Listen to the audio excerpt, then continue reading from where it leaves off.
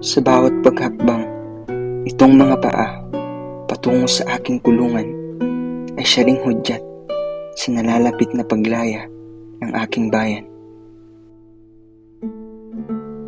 Sa nalalabing 25 oras ng aking buhay ay walang anumang bakas ng pagsisisi ang sa isip ko'y nananalaytay, subalit may kirot at paghikbi sa aking puso sapagkat ito na ang huling yakap at haplos na mararanasan ko.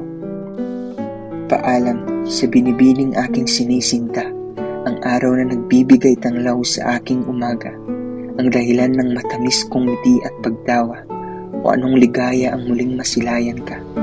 Paumanhin aking minamahal, naisin ko mang makapiling ka hanggang pagtanda, subalit tila ang tadhana ay sumasalungat sa ating pagsasama, at ngayoy pag-ibig natin ay magwawakas na.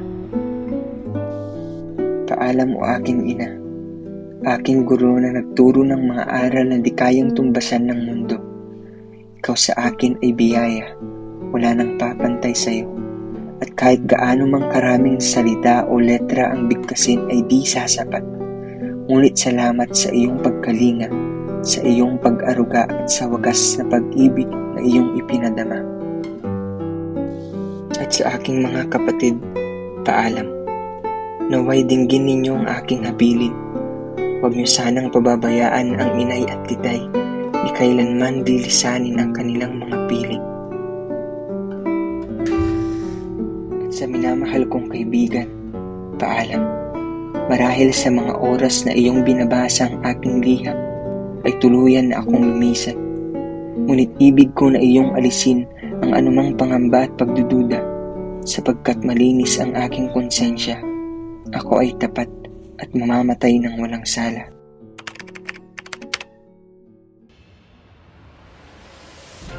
Dumating na nga ang araw na itinakda, ang simula ng bagong umaga, ang pagsibol ng isang bayaning gigising sa inyong mga puso at diwa. Preparan! Apuntan! Fuego!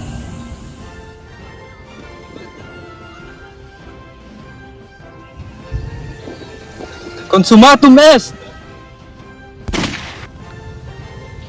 Ako, si Rizal, at paalam aking lupang sinilangan, paalam aking inang bayan. O mahal kong Pilipinas, ang mamatay ng dahil sa iyo ay isang malaking karangalan.